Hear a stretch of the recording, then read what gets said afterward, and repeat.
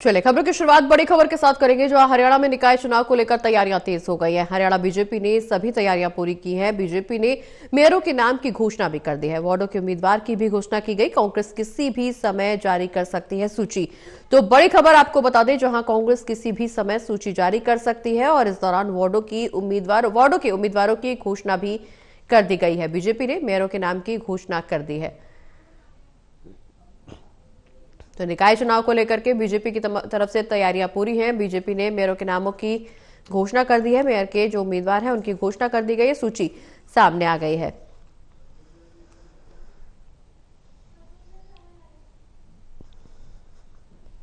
तो हरियाणा में निकाय चुनाव होने हैं। हालांकि कांग्रेस ने अभी तक सूची जारी नहीं की है। उम्मीद जताई जा रही है कि आज शाम तक या देर रात तक सूची निकल करके सामने आ सकती है।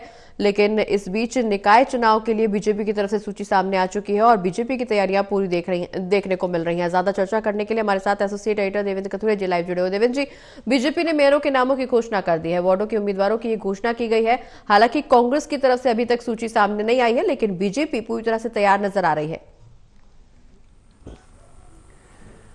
देखिए प्रगति, अभी अभी सूचना मिली है कि कांग्रेस ने भी अपनी सूची जारी कर दी है। अभी सोशल मीडिया पे आई है, लेकिन पानीपत को छोड़कर, पानीपत में दरअसल चुनाव लास्ट में है, एक हफ्ते बाद।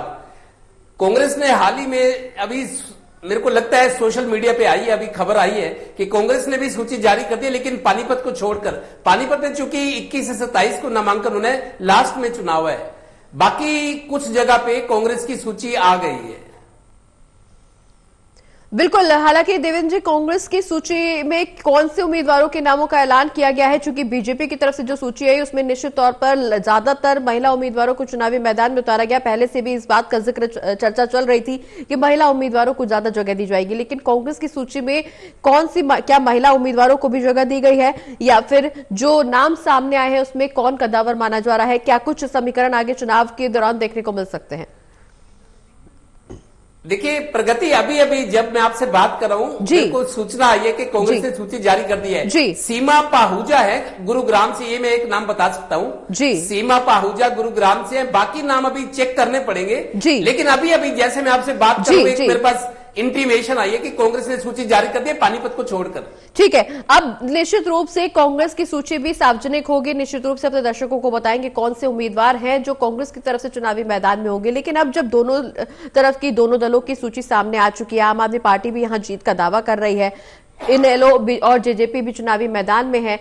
हरियाणा निकाय चुनाव को लेकर के क्या समीकरण बनते हुए नजर आ रहे हैं देवेंद्र जी, क्योंकि सभी दल अपनी अपनी जीत के दावे कर रहे हैं?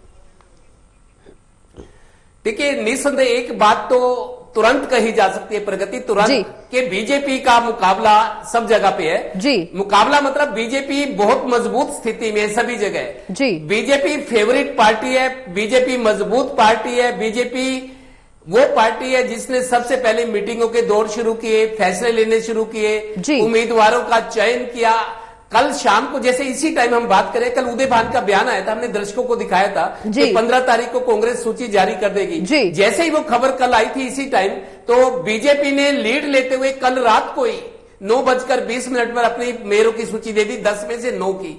हालांकि दिन में 2-3 बार उनकी ऐसा हुआ कि सूची आई, उसपे दुविधा की स्थिति थी। लेकिन जैसे आज कांग्रेस की सूची आनी थी 15 तारीख को, उदय भान का बयान प्रदेश अध्यक्ष का आया था, तो बीजेपी ने कल रात को 9:20 पर अपनी सूची दे दी।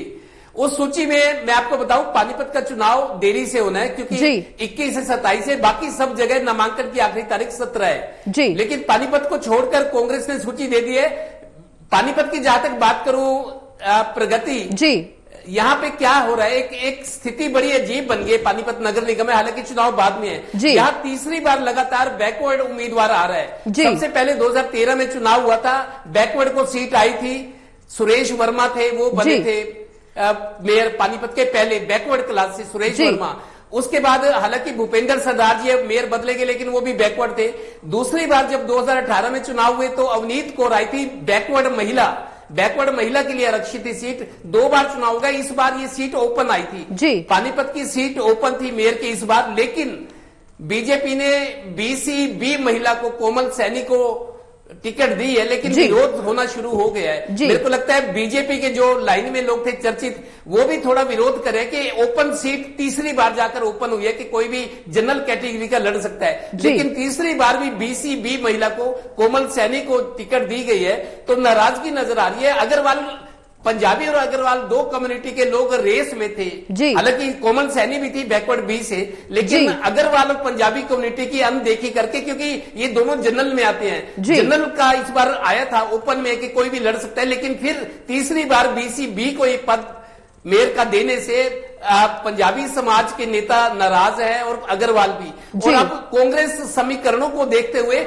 कांग्रेस की सूची, चूंकि पानीपत का तो अभी आना ही है, कांग्रेस कोशिश करे कोई मजबूत चेहरा आ जाए तो पानीपत में मुकाबले की स्थिति हो जाएगी। जी बिल्कुल। हालांकि देवेंद्र जी, कांग्रेस के पास अभी बहुत से मौके हैं, क्योंकि जिस तरह से बीजेपी ने अपने पहली बॉल में पहले गेंद खेल दी है, लेकिन अभी हालांकि कांग्रेस की तरफ से अभी पत्ते खोले जाना बाकी है। बहुत सी ऐसी चीजें जहां कांग्रेस विचार विमर्श कर सकती है। जिस तरह से कांग्रेस में बगावत की स्थिति हमने देखी, वो उसी तरह बीजेपी में भी बगावत की स्थिति बनती हुई नजर आ सकती है। अगर ऐसे में उम्मीदवारों को लेकर के विरोध शुरू हुआ तो क्या नामांकन या नाम वापस लिया जा सकता है? क्या इस दौरान एक बार फिर से इस उम्मीदवार के नाम पर चर्चा हो सकती है? क्या रीलिस्ट भी जारी की जा सकती है?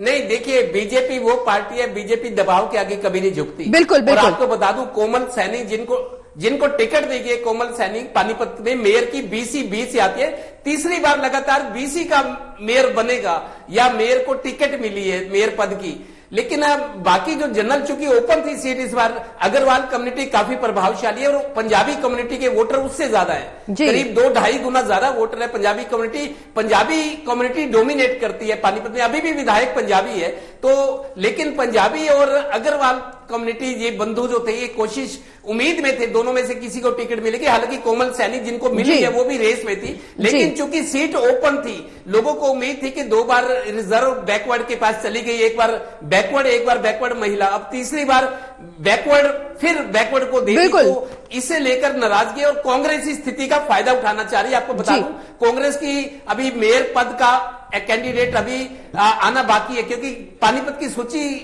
पानीपत का रिजल्ट बाद में है और रिजल्ट में और उनका जो नामांकन है वो भी बाद में, एक हफ्ता। तो कांग्रेस इस मौके का फायदा उठाने की कोशिश में है और अंदर खाते, चाहे अग्रवाल कम्युनिटी चाहे पंजाबी, किसी अंडरस्टैंडिंग पे पहुंच सकते हैं। और शायद बीजेपी वैसे मजबूत है, कोई दिक्कत नहीं, लेकिन चुनाव में सब जायज होता है, बिल्कुल। तो बीजेपी के लिए, कैंडिडेट के लिए खतरा भी हो सकता है। बिल्कुल। हालांकि कई जगहों पर नगर निगम के चुनाव बीजेपी के खाते में जा चुके हैं। आज भी छत्तीसगढ़ में हुए नगर निगम के चुनाव, जहां पे बीजेपी का बोलबाला देखने को मिला। ऐसे में उम्मीद ये लगाई जा रही है, और अन्य राज्यों का जिक्र इसलिए भी देवेंद्र जी, क्योंकि जिस तरह से लोकसभा चुनाव में कई राज्यों में बीजेपी ने बढ़त बनाई, विधानसभा चुनाव में कई राज्यों में बीजेपी की सरकार है, ऐसे में नगर निकाय चुनाव को लेकर के भी अब हलचल ज्यादा तेज होती हुई नजर आ रही है, न सिर्फ हरियाणा में बल्कि अन्य राज्यों में भी, जहां दूसरे राज्यों में बीजेपी बढ़त बनाए हुए है नगर निगम के चुनाव में। निश्चित रूप से हरियाणा में भी यही तस्वीर बनती हुई नजर आ रही है।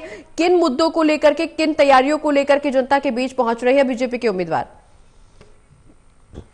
देखिए, प्रगति हरियाणा में विधानसभा चुनाव में लगता है बीजेपी ने हार जीत का मुंह ही मोड़ दिया, मतलब अंदर खाते कुछ ऐसे कदम उठाए, प्रिवेंटिव मेजर्स, जहां बीजेपी को नुकसान हो रहा था, बीजेपी ने उन चीजों को दुरुस्त किया, करेक्शन की और सरकार बनी। उसके तुरंत बाद महाराष्ट्र में बन गई और दिल्ली में बीजेपी की सरकार बनने के बाद तो समझो बीजेपी उछल रही है कि बीजेपी के अलावा उनको कुछ नजर नहीं आ रहा। लेकिन कांग्रेस के पास एक मौका है, मैं आपको बता दूं, कल रात को जब मेयर प्रत्याशियों की सूची बीजेपी ने जारी की, जब 9:20 पर आई, तुरंत उसी टाइम ये खबर भी आई कि कांग्रेस ने अपना प्रदेश प्रभारी बदल दिया। कल रात को BK हरिप्रसाद को बनाया गया, जो पहले भी हरियाणा के रह चुके हैं, कर्नाटक से आते हैं, और अब प्रभारी कांग्रेस ने बदल दिया कल। अब कांग्रेस नेता दावा कर रहे हैं, क्योंकि जब दीपक बाबरिया थे तो गुटों में बटे हुए थे कांग्रेसी, वो संभाल नहीं पाए गुटबाजी को।